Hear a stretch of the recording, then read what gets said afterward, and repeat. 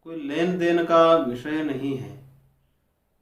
जैसे बहुत सारे लोग क्या करते हैं कि अपनी सुविधा के अनुसार भक्ति का रूप देते हैं। मैंने काशी में देखा कि एक व्यक्ति था, वो कोई भी जो पदार्थ हो खाने पीने का अपने गुरु को भोग लगा करके फिर प्रसाद समझ करके ग्रहण करता था। एक दिन देखा कि वो सिगरेट पी रहा था, तो सिगरेट पीने से पहले उसने अपने गुरु को भोग लगा करके फिर सिगरेट पान प्रारंभ किया। तो उस समय उसको देख करके अश्रद्धा पैदा हो गई कि लोग अपनी सुविधा के अनुसार उसको भक्ति का रूप देते हैं। जिस चीज का निषेध है कि ये चीज नहीं चढ़ना चाहिए भगवान को, वो चीज नहीं चढ़ा सकते हैं। जिसका विधान है उसी को अर्पण कर सकते हैं, परंतु हम अपने स्वार्थ पूर्ति के लिए, अपनी महत्वाकांक्षा को पूर्ण करने के लिए, अपनी इच्छा की पूर्ति के लिए उसको भी भगवान को अर्पण करते हैं। जो निषिद्ध वस्तु है उसको भगवान को अर्पण करके फिर अपने ग्रहण करते हैं। हाँ, उसके पवित्र भाव का फल अवश्य मिलेगा, लेकिन जो निषिद्ध वस्तु है उसको कभी परमात्मा को, भगवान को अर्पण नहीं करना चाहिए। इसलिए भोग में विशेष करके ख्याल रखना पड़ता है। जिसका विधान है उसी को भगवान को अर्पण कर सकते हैं। अपनी सुविधा के अनुसार, अपने खाने पीने के लिए, अपनी इच्छा के अनुसार भगवान को अर्पण नहीं करना चाहिए। जिसका विधान है उसी का अर्पण हो और उसी वस्तु को प्रसाद समझ करके ग्रहण करना चाहिए। तो इससे यही निष्कर्ष निकलता है कि भगवान को चढ़ाने के लिए जिस वस्तु का विधान है, इसका मतलब हमें वही खाना चाहिए। जिसका निषेध है उसको हमें खाना भी नहीं चाहिए। इसलिए भक्ति कोई अपनी सुविधानुसार नहीं है, शास्त्रीय विधि के अनुसार भगवान यह भक्ति का स्वरूप बता रहे हैं। इस प्रकार से कहा कि नित्य युक्त होकर के जो मेरी उपासना करता है वो युक्ततम है। इसमें एक और विशेषण दिया गया है, श्रद्धया पर्योपेताः, अत्यंत श्रद्धावान होकर के। अर्थात श्रद्धा शब्द का अर्थ हुआ श्रद्धा, अर्थात श्रद्धीयते, अर्थात श्रद्ध मानी सत्य, सत्य, सत्य समझ करके जो धीयते ऐसा धारण करता है, अर्थात कोई सत्य समझ करके विश्वास करता है, उसको बोलते हैं श्रद्धा। इसलिए श्रद्धा की परिभाषा में कहा, गुरु वेदांत वाक्येषु विश्वासः श्रद्धा। गुरु और वेदांत वाक्यों में विश्वास, यही श्रद्धा का रूप है। श्रद्ध अर्थात सत्य, परमात्मा सदा विद्यमान है, ऐसा करके धीयते विश्वास करना, ये हो गई श्रद्धा। विश्वास करना पड़ता है। छांदोग्योपनिषद में हम श्वेत केतु और उद्दालक का संवाद देखते हैं। जब श्वेत केतु 12 वर्ष गुरुकुल में पढ़ करके अपने घर की तरफ लौटता है, उस समय पिता बड़े उत्साहित हैं। महर्षि उद्दालक सोच रहे हैं कि मेरा पुत्र 12 वर्ष गुरुकुल में पढ़ करके आ रहा है और विद्या ग्रहण करके आ रहा है, तो विद्या ददाति विनयम, विद्या के भार से भूषित हैं, तो विद्या से अत्यंत विनम्र होकर के मुझे साक्षात दंडवत प्रणिपात करेगा। पिता बड़े उत्साहित थे, लेकिन श्वेत केतु ने घर पर पहुंचा तो ठूंठ की तरह आकर के पिता के सामने खड़ा हो गया पिता ने सोचा कि ये 12 वर्ष गुरुकुल की दाल पीकर भी ज्यों का त्यों वापस लौट आया। तो फिर पिता ने प्रश्न किया कि श्वेतकेतु, तुमने एक ऐसी कोई वस्तु को तुम जानते हो जिसका एक का ज्ञान होने पर सभी का ज्ञान हो जाता है। एक विज्ञाने सर्व विज्ञानम होती, एक का ज्ञान होने से सभी का ज्ञान हो जाता है। इस प्रकार की कोई वस्तु तुम जानते हो? श्वेतकेतु ने कहा कि ऐसा कैसे हो सकता है, मैं तो गुरुकुल का सबसे होनहार प्रतिभावान छात्र था, परंतु ऐसा तो मुझे कभी किसी ने पढ़ाया नहीं, ऐसा मैंने कभी सुना ही नहीं। एक को जानने से सबका ज्ञान कैसे हो सकता है? जैसे किसी को भोजन बनाने का ज्ञान है तो वो हवाई जहाज चलाने का ज्ञान कैसे हो सकता है? कोई ड्राइवर है, गाड़ी चला सकता है, तो एक को गाड़ी चलाने से क्या सबको गाड़ी चलाने का ज्ञान हो जाएगा? एक को जानने से सबका ज्ञान कैसे होगा? तो इस प्रकार से श्वेतकेतु ने प्रश्न किया कि ऐसी तो कोई वस्तु है ही नहीं है कि एक को जानने से सबका ज्ञान हो जाए। सबका स्वरूप अलग अलग है, सब भिन्न भिन्न है।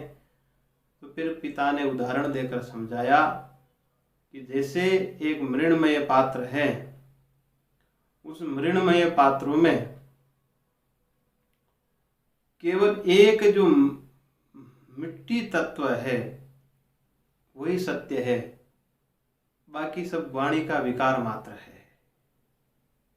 जैसे मृण्मय पात्रों में मृत्तिका का ज्ञान होने पर सब पात्रों का ज्ञान हो जाता है कि सब मृण्मय पात्र हैं। बाकी पात्रों के जो पृथक पृथक नाम हैं वो केवल वाणी का विकार मात्र है। इसी प्रकार सदैव सौम्यदमग्र आसीत् एकमेवा द्वितीयम्, ये जो जगत है सृष्टि के प्रारंभ में सत रूप में ही था। ये जगत था लेकिन सत रूप में, और इस सृष्टि के मूल में एक सत तत्व ही है। इस प्रकार से ब्रह्मविद ब्रह्मैव की भांति उसका बोध होने पर सर्व विज्ञान हो जाता है। जब बार बार समझाने पर भी श्वेतकेतु को बोध नहीं हो रहा था, तब पिता बोले कि श्रद्धस्व सौम्य इति, है सौम्य तुम श्रद्धा करो, विश्वास करो। श्रद्धा करने से ही यह तत्व समझ में आएगा। जैसे एक बालक का जन्म होता है तो माँ उस बालक को सिखाती है कि ये तुम्हारे पिता है, ये तुम्हारा भाई है, ये तुम्हारी बहन है। उस नन्हे से बालक को सिखाया जाता है और बालक विश्वास करके मान लेता है। फिर जो बड़ा होता है उसको धीरे धीरे समझ में आ जाता है कि ये मेरे पिता कैसे हैं, ये भाई कैसा है, किस कारण से ये मेरे पिता है, उसका कारण समझ में आ जाता है। लेकिन पहले मानना पड़ता है, विश्वास करना पड़ता है। इसी प्रकार पहले उसमें श्रद्धा करनी पड़ती है। बिना श्रद्धा के कोई चीज समझ में नहीं आ सकती है। इसलिए श्रद्धा की बहुत आवश्यकता है।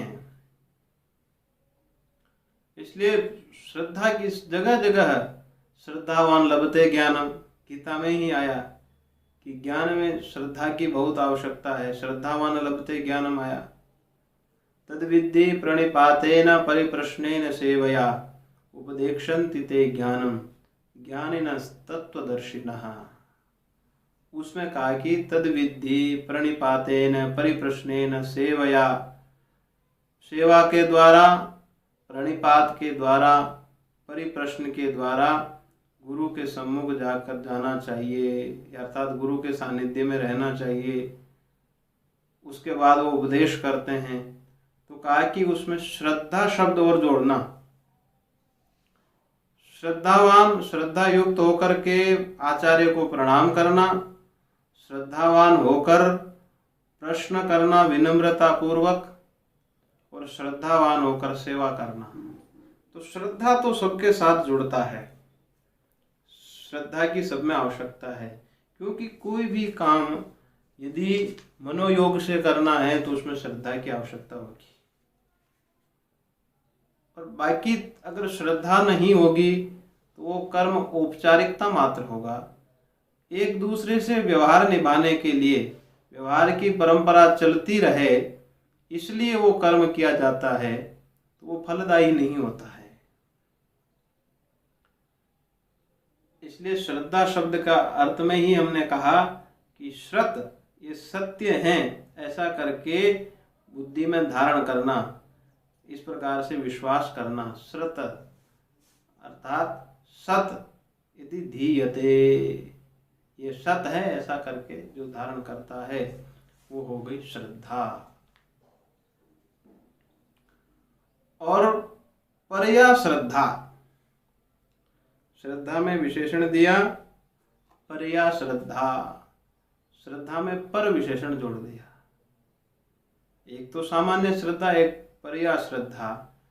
तो परा श्रद्धा का मतलब हो गया कि ईश्वर तत्व में अभेद समझ करके उसकी भक्ति करना, ईश्वर में भेद नहीं समझना। कहने का भाव यही है कि जो राम है वही कृष्ण है, जो कृष्ण है वही शिव है, जो शिव है वही विष्णु है। अर्थ की दृष्टि से भी हम विचार करें तो जैसे हम काशी जी जाते हैं तो काशी विश्वनाथ के दर्शन करते हैं, और जगन्नाथपुरी जाते हैं तो भगवान जगन्नाथ के अर्थ दर्शन करते हैं। अर्थ की दृष्टि से अगर चिंतन करें, विश्वनाथ शब्द का क्या अर्थ है? विश्व का नाथ, और जगन्नाथ माने जगत का नाथ। जगत का नाथ और विश्व का नाथ, दोनों अर्थ में क्या अंतर है? कोई अंतर नहीं है। अर्थ की दृष्टि से एक ही है, स्वरूप की दृष्टि से एक ही है। इसलिए भेद बुद्धि से भगवान को कभी नहीं देखना चाहिए। ये हो गई पराश्रद्धा, अर्थात वो तो सबकी अंतरात्मा, मेरे अभिन्न स्वरूप भगवान हैं। अहम ब्रह्मास्मि तत्वमसि, मैं ब्रह्म हूँ। इस प्रकार से ज्ञान करना कि वो जो परमात्मा है भिन्न भिन्न रूपों में है, परंतु मेरे स्वरूप में और उनमें कोई भेद नहीं है। एक ही ईश्वर तत्व है, अनेक रूप रूपाय है। इस प्रकार से अभेद समझ करके व्यवहार करना। इसमें तर्क करने की आवश्यकता नहीं है। यदि तर्क भी किया जाए, देखिए तर्क में भी क्या होता है कि एक होता है कुतर्क और एक होता है तर्क।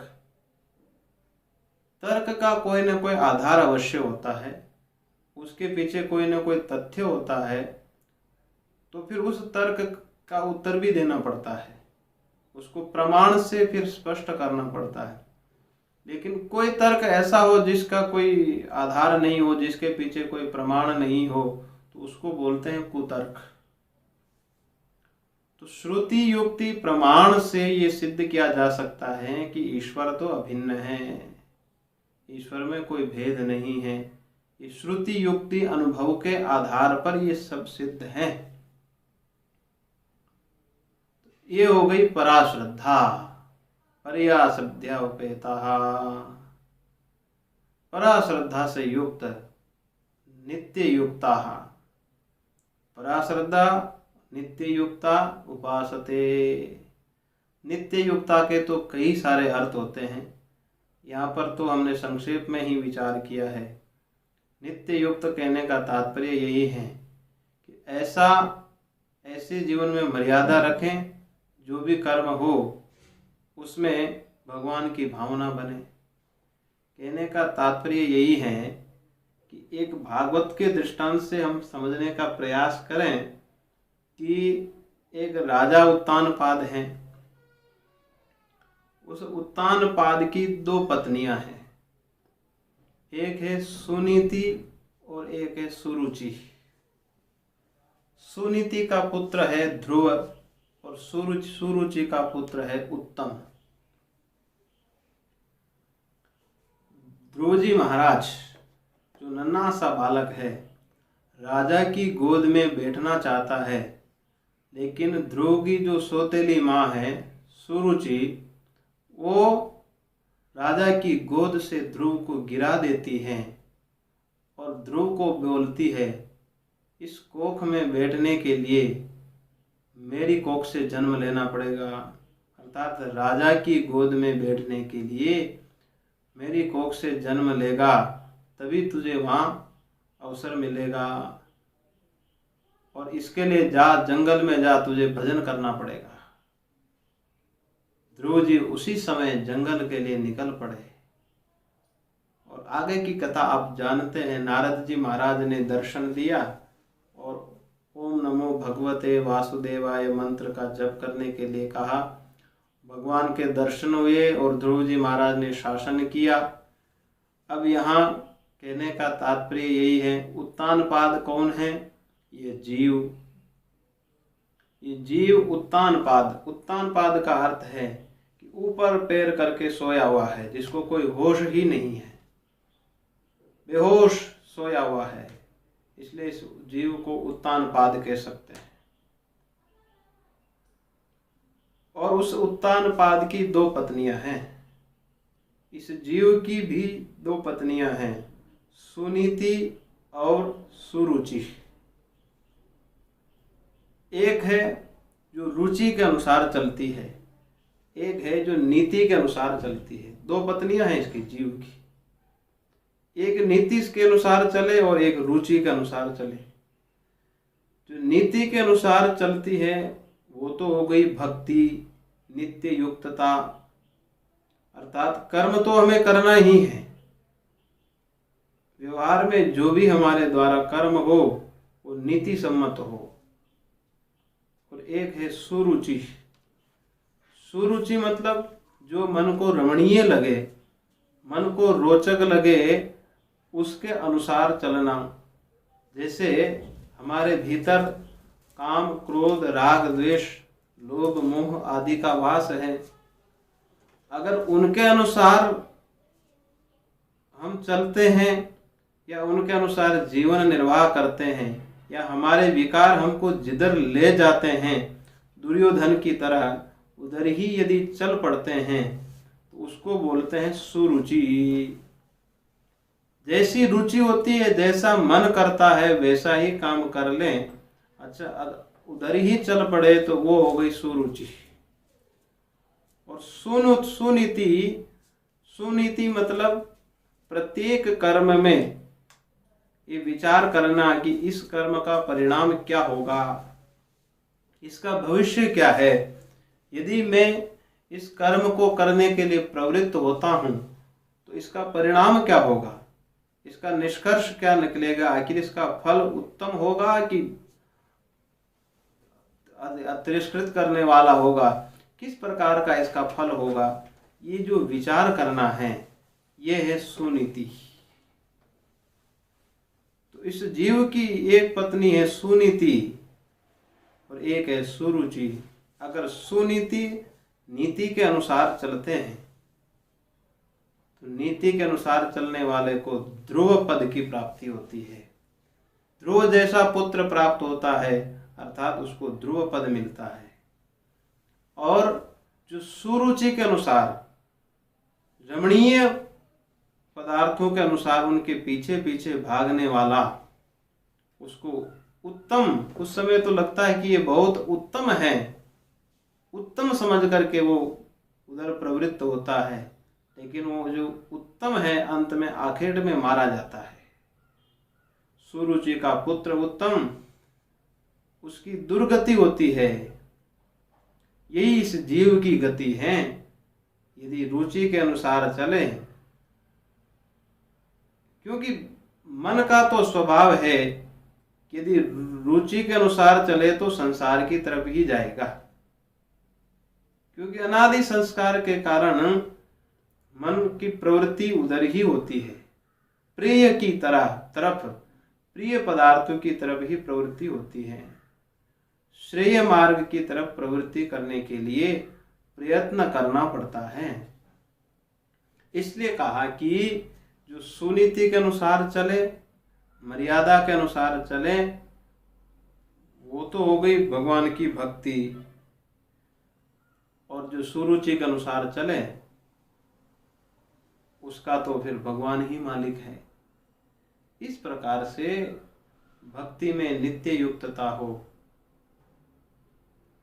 अत्यंत श्रद्धावान हो, अर्थात परा श्रद्धा, उस भगवान को अभेद समझ करके जो नित्य युक्त होकर के श्रद्धावान होकर उनकी उपासना करता है, वो युक्ततम है। परा श्रद्धा, अत्यंत श्रद्धा। स्वामी राम सुखदास जी महाराज का एक प्रसिद्ध वचन है उनका, मैं भगवान का हूं और भगवान मेरे हैं। ये भाव पैदा हो, जैसे एक घोंसले से पक्षी शावक का जन्म होता है, वो पक्षी शावक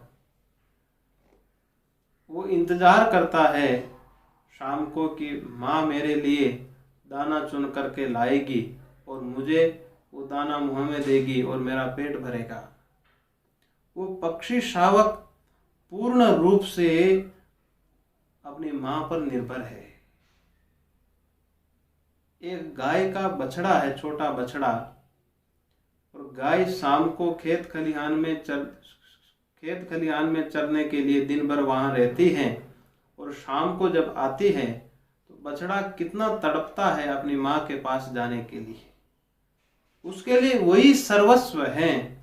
इस प्रकार की यदि तड़प हो मन में कि वही मेरे हैं, उनके सिवा मेरा कोई नहीं है, जैसे कि गाय का बछड़ा है, एक पक्षी शावक हैं, उनको पूर्ण विश्वास है, वो पूर्णतया अपनी माँ पर निर्भर है, वही सब कुछ है। इस प्रकार से जो अत्यंत तड़प हैं, यही हमारे सब कुछ हैं, अर्थात मैं भगवान का हूँ, भगवान मेरे हैं, इस प्रकार का भाव हो तो ये हुई नित्य युक्तता। इस प्रकार से मन में भाव रख करके उपासना करनी चाहिए।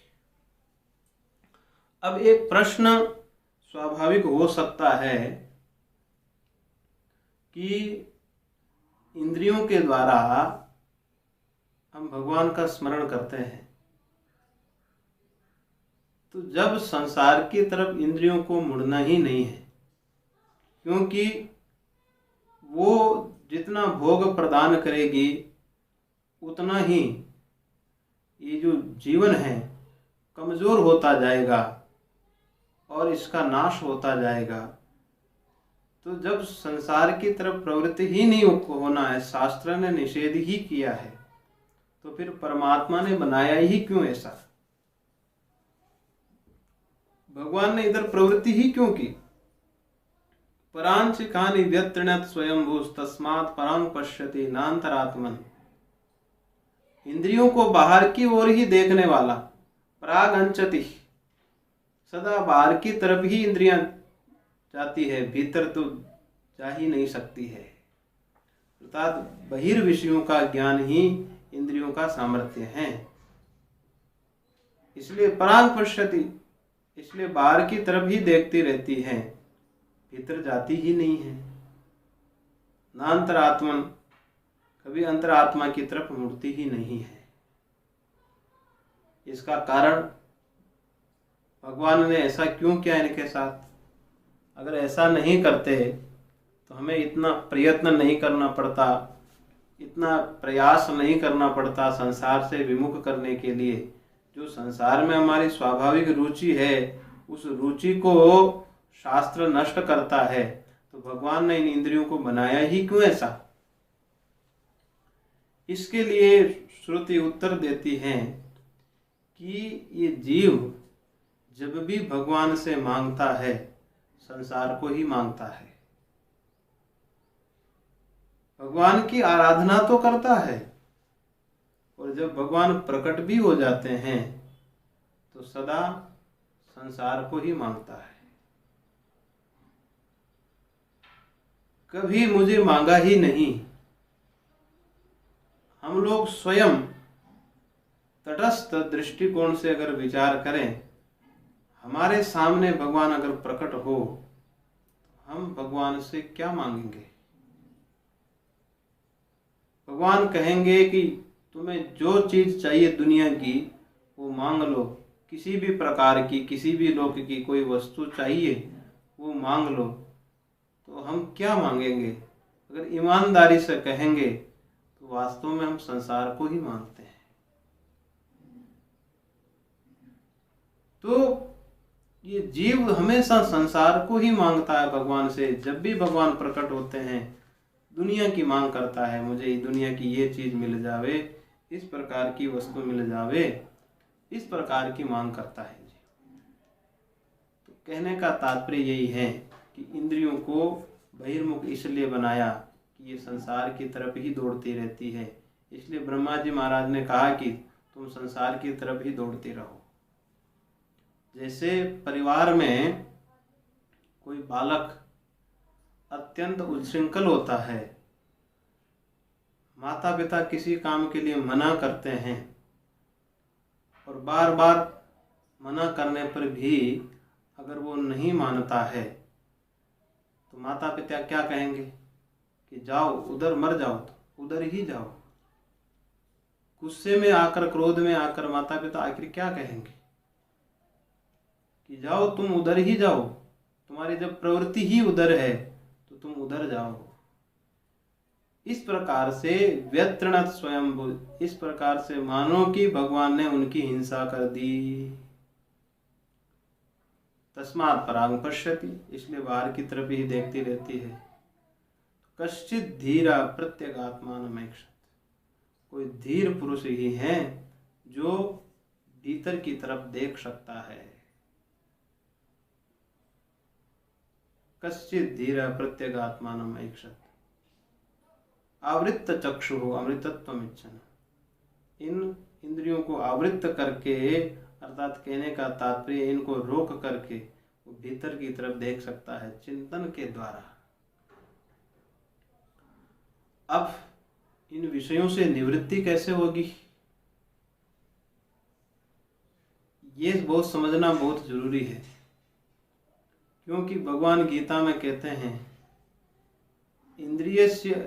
इंद्रियार्थेषु रागद्वेषो व्यवस्थितो तयोर्न वशम आगच्छेत तो ह्यस्य परिपंथिनो। इंद्रियां अपने विषयों में राग द्वेष के वशीभूत होकर के प्रवृत्त होती है।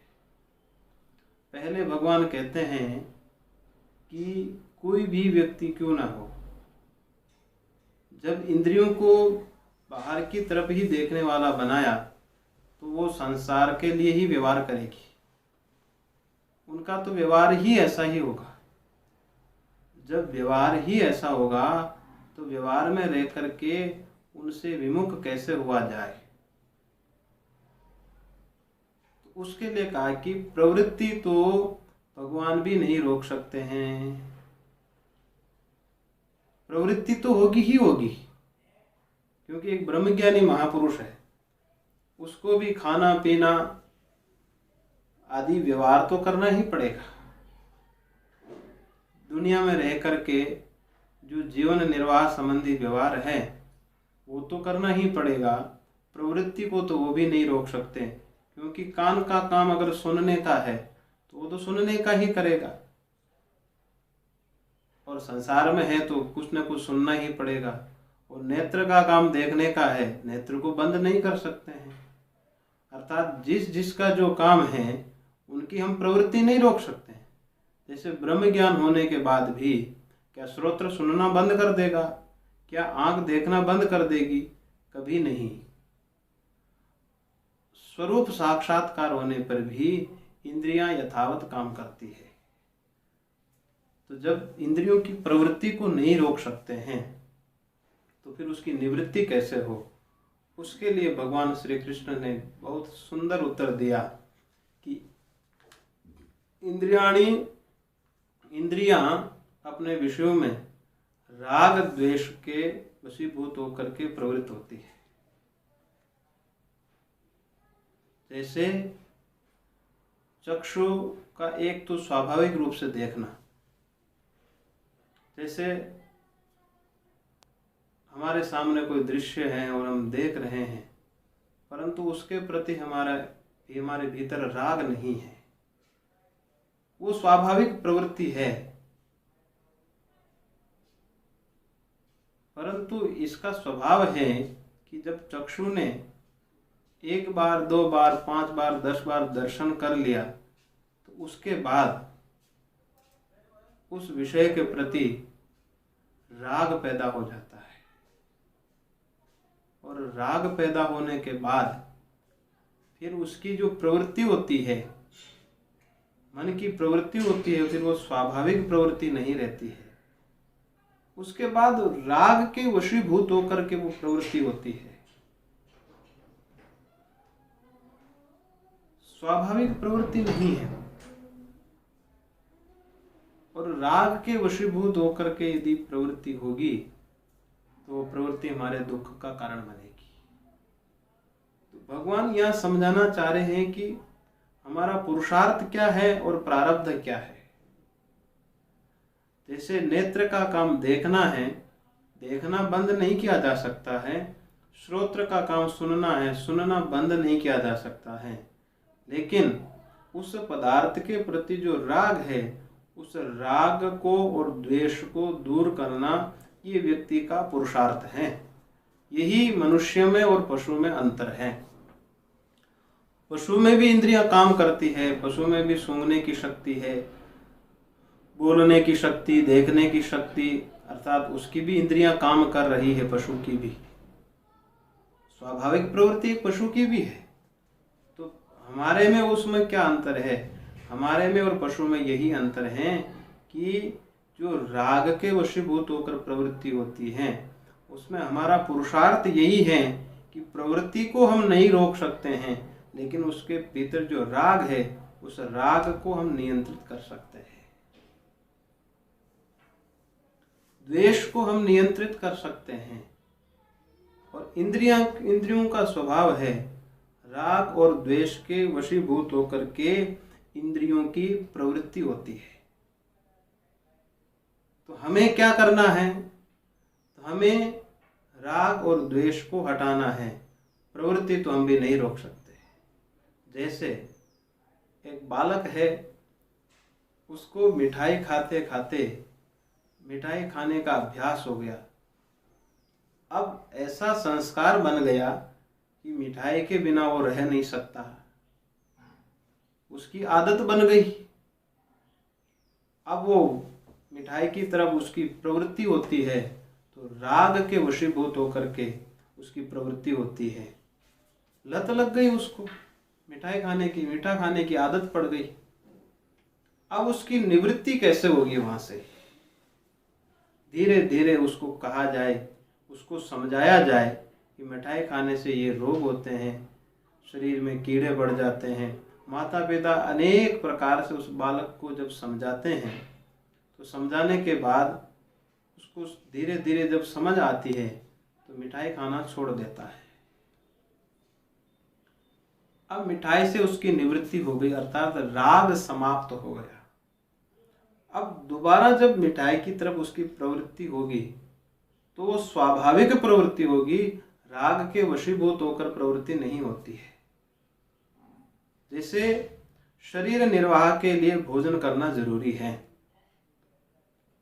उसमें भी एक तो इंद्रियों के वशीभूत होकर के, रसास्वाद के वशीभूत होकर के भोजन करता है, और एक उदर पूर्ति के लिए भोजन करता है। अर्थात स्वाभाविक प्रवृत्ति तो नहीं रुकेगी, बुभुक्षा है तो खाना ही पड़ेगा, लेकिन एक राग के वश में होकर प्रवृत्त हो रहा है और एक स्वाभाविक प्रवृत्त हो रहा है।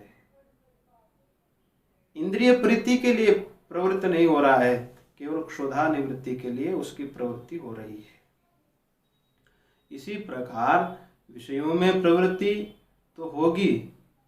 हम आंख को बंद नहीं कर सकते, श्रोत्र से सुनना बंद नहीं कर सकते, परंतु जो पदार्थ की एक वशीभूत होकर के जो प्रवृत्ति होती है विषयों के प्रति, उस राग द्वेष को हटाया जा सकता है। और वो कैसे हटेगा? सत्संग के द्वारा। जब बार बार हम शास्त्र चिंतन करते हैं, सत्संग सुनते हैं कि ये शास्त्र तो मिथ्या है, ये जगत कभी भी हमारा साथ देने वाला नहीं है, और हम चाहकर भी इस शरीर पर नियंत्रण नहीं कर सकते हैं, युवा अवस्था चली गई, ये शरीर धीरे धीरे वार्धक्य को प्राप्त हो रहा है, इसका अवस्था परिणाम हमारे वश में नहीं है, और कब ये शरीर धोखा दे जाएगा। इस प्रकार जब जगत की परीक्षा करते हैं, धीरे धीरे सब जगत का मिथ्यात्व, कि जगत मिथ्या है, इस प्रकार जब समझ में आने लगती है बात, तो धीरे धीरे हमारा संसार के प्रति राग समाप्त होने लगता है। जैसे किसी वस्तु की वास्तविकता समझ में आ जाए कि हमारे खीर के प्रति राग है, और पता लगे कि इस विष मिश्रित खीर है, तो हमारा राग समाप्त हो जाता है उससे, क्योंकि हमें मालूम है इसमें विष मिला हुआ है। उसकी वास्तविकता समझ में आ गई तो हमारी निवृत्ति हो गई। इसी प्रकार जब जगत की वास्तविकता समझ में आ जाती है, इसकी सच्चाई समझ में आ जाती है कि जन्म मृत्यु जरा व्याधि, इसमें तो जन्म है, मृत्यु है, वृद्धावस्था है, व्याधि है, ये शरीर का धर्म है, संसार का धर्म है, और ये अनादि चक्र चल रहा है, और इस प्रकार से ये चक्र चलता ही रहेगा, ये कभी भी बंद नहीं होता है। हमने कितनी बार जन्म लिया, कितनी बार मर गए, कितने रिश्तेदार बनाए, कितने माता पिता बनाए, अलग अलग बार घर के मालिक बने, वो घर छूट गए, फिर मृत्यु को प्राप्त हो जाएंगे, फिर नए घर के मालिक बनेंगे, फिर नए माता पिता मिलेंगे। हम तो शाश्वत मान करके घर के मालिक बन जाते हैं। जो रिश्ता है, संबंध है, उसको हम सच्चा मान करके, वास्तविक मान करके हम बैठ जाते हैं कि ये तो शाश्वत है, दीर्घ काल तक, अनंत काल तक शाश्वत रहने वाला है। इस प्रकार से हम व्यवहार करते हैं, परंतु सच्चाई यही है कि ये तो क्षण भंगुर है।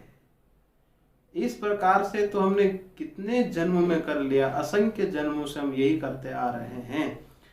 ये जब जगत की वास्तविकता समझ में आती है तो वैराग्य होता है। इसीलिए मुंडक श्रुति कहती है, परीक्ष लोकान कर्मचितान ब्राह्मणो निर्वेद मायात नास्त्य कृत कृतेन तद विज्ञानार्थम स गुरुमेवाभिगच्छेत श्रोत्रियम ब्रह्मनिष्ठम समित पाणि। परीक्ष लोकान कर्मचितान, अर्थात लोक की परीक्षा करनी चाहिए। और जब परीक्षण हो जाता है और जब सच्चाई समझ में आ जाती है तो धीरे धीरे वैराग्य होता है।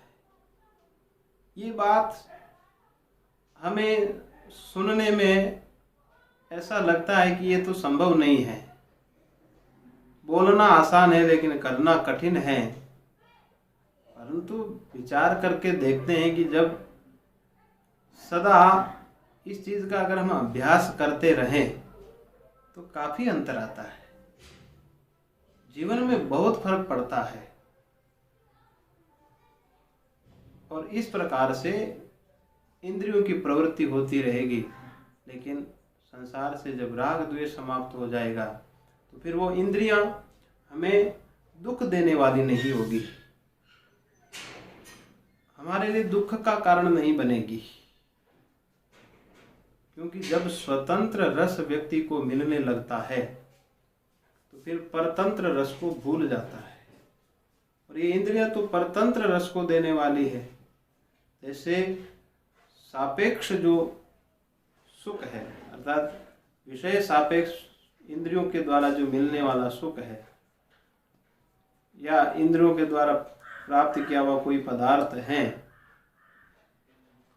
तो उसकी कोई गारंटी नहीं कि वो शाश्वत रहेगा। कोई वस्तु मिल गई तो बहुत सारे लोग ऐसे हैं जिनको शुगर है, बीपी है, वो खा नहीं सकते हैं। कोई खाने की चीज मिल गई तो खा नहीं सकते हैं। बनारस में एक सेठ है, वो आश्रम के ट्रस्टी है, बोलते हैं महाराज बनारस में हमारा वस्त्र का सबसे बड़ा बिजनेस है। हम घी नहीं खा सकते हैं, ये नौकर हमारे सामने हलवा बनाकर खाते हैं, हमें सूखी रोटी खानी पड़ती है। अब विषय में सुख में कितनी परतंत्रता है। वस्तु उपलब्ध है परंतु उसको ग्रहण नहीं कर सकते हैं, ये परतंत्रता हो गई। अथवा शरीर स्वस्थ है, खाने में सक्षम है परंतु वस्तु उपलब्ध नहीं है, ये एक परतंत्रता हो गई। और शरीर भी स्वस्थ है और खाने की वस्तु भी उपलब्ध है, दोनों हैं और उसका संरक्षण भी कर रखा है, तो उसकी रक्षा करने की जिम्मेदारी है। चोर डकैतों से उसका भय लगा रहता है। इस प्रकार से परतंत्रता ही परतंत्रता है सापेक्ष सुख में, विषय सुख में। और जब स्वतंत्र रस मिलता है, स्वतंत्र रस मतलब विषय निरपेक्ष, विषय की अपेक्षा किए बिना जो सुख प्राप्त होता है, उसी को हम निवेदन कर रहे थे एक दिन। वही परम प्रेम है, वो अपने आप से मिलने वाला आनंद है। जो अपने आप से मिलने वाला यदि आनंद का वर्धन होता जाएगा तो उसमें प्रियता, परम प्रेम भी बढ़ता जाएगा। इसलिए हमें जो आनंद मिल रहा है वो निरपेक्ष आनंद है कि सापेक्ष आनंद है।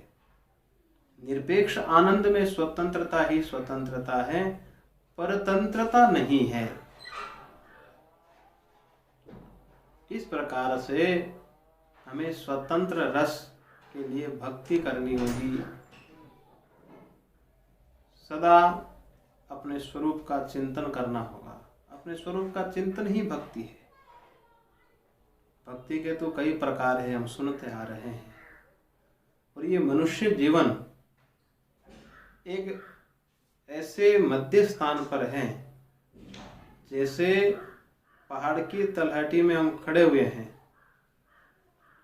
और पहाड़ की तलहटी से हम पर्वत पर चढ़ते चढ़ते चढ़ते एक मध्य स्थान पर पहुंच गए। अब वहां से पर्वत चढ़ना थोड़ा सा ही है, थोड़ा सा चढ़कर जाना पड़ेगा, परंतु नीचे गिरने के लिए केवल हल्की से असावधानी ही पर्याप्त है। तो मनुष्य जीवन ऐसा है एक मध्य में कि यदि पर्वत पर चढ़ना है तो थोड़ा सा प्रयास करना पड़ेगा और नीचे गिरना है तो थोड़ी सी असावधानी ही पर्याप्त है। यह है मानव जीवन की महत्ता। यदि हमें परलोक में अच्छा जीवन प्राप्त करना है या अपना साक्षात्कार करना है तो थोड़ा प्रयत्न करना पड़ेगा, सावधानी की आवश्यकता है। और यदि पतन करना है, गिरना है तो थोड़ी सी असावधानी से पतन होता है। और पतन का नियम है कि यदि एक बार पतन हो गया तो फिर वो गिरते ही जाता है। आपने सुना है पीछे संगात संजायते कामं, गीता का 2वां अध्याय। और यदि अपना साक्षात्कार करना है, अपने स्वरूप स्थिति, अपनी आत्मनिष्ठा प्राप्त करनी है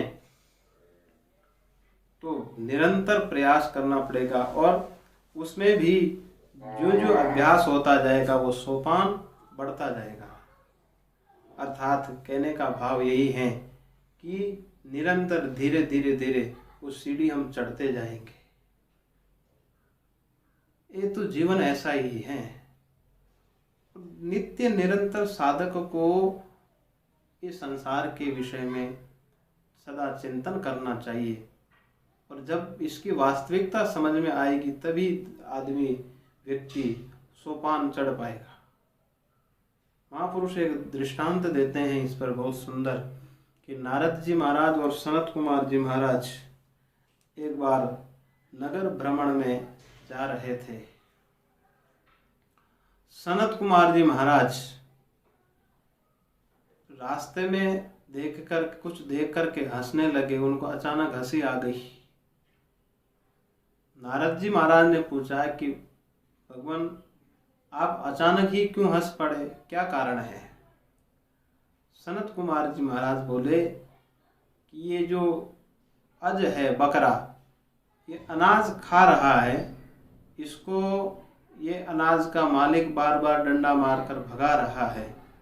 ये पहले इस अनाज का मालिक था, अब इसको कोई अनाज खाने नहीं देता है। उसकी कहानी ऐसी है कि वो सेठ, वो जो अज था वो पूर्व जन्म में सेठ था, अनाज का काम करता था और लंबा चौड़ा व्यापार बढ़ाया और समय नहीं मिला जीवन में। व्यापार करते करते इस शरीर का अंत काल आ गया और प्रयाण हो गया और अंत स्थिति में जो स्मरण होता है फिर उसी प्रकार जन्म होता है। उसको उससे आसक्ति हो गई अपने व्यापार से, फिर उसका वही जन्म हुआ। अब वो जन्म लेने के बाद वो समझता है कि मैं इस अनाज का मालिक हूं, परंतु अब उसी का लड़का उसको पास में जाने नहीं देता है। ये तो एक दृष्टांत है। इस प्रकार प्रत्येक व्यक्ति की यही स्थिति है। आज हम जिस वस्तु के मालिक बने हुए हैं, कल को अगर हमारा शरीर छूट जाए और दूसरा जन्म लेकर हम कहें कि हमने कठोर परिश्रम करके इस घर को बनाया है, ये काम हमने व्यवस्थित किया है, इतना बड़ा कारोबार बढ़ाया है, मैं इसका मालिक हूं, क्या दूसरा जन्म लेने के बाद हमें कोई घुसने देगा? वहां हमें कोई स्वीकार नहीं करेगा। ये तो है इस जीवन की स्थिति, जिसके लिए हम दिन रात मेहनत करके, जिनके लिए हम कर्म करते हैं और हम अपने सुख संपदा आदि, धन ऐश्वर्य आदि का वर्धन करते हुए जीवन निर्वाह करते हैं, और अंत में जब शरीर छूट जाता है तो उसके बाद अगर हम मालिक बनना चाहे, अगर स्मृति रह जावे और हम मालिक बनना भी चाहे तो कोई मालिक नहीं बनने देगा, कितना भी प्रयास करे। यही इस जीवन चक्र का नियम है। जब तक ये शरीर है तब तक मालिक बने फिरते हैं, उसके बाद हमारा मालिकाना हक समाप्त हो जाता है। सदैव सदा सर्वदा के लिए वहां से हमारा कोई रिश्ता नहीं रहता है। और जिसके लिए हमने संपूर्ण जीवन व्यतीत किया, इतना कठोर परिश्रम किया, फिर भी हमें कोई स्वीकार नहीं करता है। तो हम सबकी यही स्थिति है। इसलिए कठोपनिषद में नचिकेता यमराज महाराज के सामने प्रथम वरदान में यही मांगते हैं कि मैं जब इस मृत्यु लोक से लौटकर, ये यमलोक से लौटकर वापस मृत्यु लोक में पहुंच जाऊं तो मेरे पिताश्री मुझे पहचान जाए, कहीं भूत प्रेत समझ करके अस्वीकार ना कर दे, मेरे पिताश्री मुझे पहचान जाए। कहने का तात्पर्य कोई पहचानता नहीं है दोबारा दूसरा जन्म होने के बाद। इस प्रकार से धीरे धीरे जब इस संसार की वास्तविकता प्रकट होने लगे, सच्चाई का जब हमें परिचय होने लगता है, वास्तविक परिचय जब होने लगता है, तो धीरे धीरे आसक्ति कम होती है, उससे राग शिथिल पड़ता है और वैराग्य की तरफ हम प्रवृत्त होते हैं। और जो ही वैराग्य की तरफ प्रवृत्त होते हैं तो इंद्रियां वहां से निवृत्त होगी, और जितनी जितनी इंद्रियां निवृत्त होती जाएगी, प्रशांत आत्मा विगत भी, हमारा मन भी शांत होता जाएगा। देखना, जिस व्यक्ति की प्रवृत्ति, मृत्यु का प्रवाह कम है, उसके मन में बहुत शांति है। और इसी प्रकार का जीवन होना चाहिए, और यही नित्य युक्तता है, यही भक्ति है। भगवान कहते हैं कि इस प्रकार का भक्त युक्ततम श्रेष्ठ भक्त है। तो इस श्लोक का भाव यही निकला कि जिसके मन का आवेश मेरे में हो और उपासना भी मेरी ही करता है और वो नित्य युक्त हो और अत्यंत श्रद्धा से युक्त हो, तो युक्ततम योगी है। तमक प्रत्यय का प्रयोग किया है, अत्यंत श्रेष्ठ सर्वश्रेष्ठ योगी है। अर्थात सगुण साकार उपासक को भगवान ने सर्वश्रेष्ठ योगी कहा है। इस पर आगे जो श्लोक हैं, निर्गुण, फिर सगुण साकार सर्वश्रेष्ठ योगी है तो फिर निर्गुण निकाल कर की उपासना करने वाला कौन है, इस पर हम आगे की सभा में विचार करेंगे। आज की सभा में हम इतना ही निवेदन करते हैं, समय पूर्ण हो चुका है। इतना ही कहकर हम अपनी बात पुष्पांजलि महापुरुषों के श्री चरणों में समर्पित करते हुए हरि ओम तत्सत, हरि ओम तत्सत, हरि ओम तत्सत। ओम शांति शांति।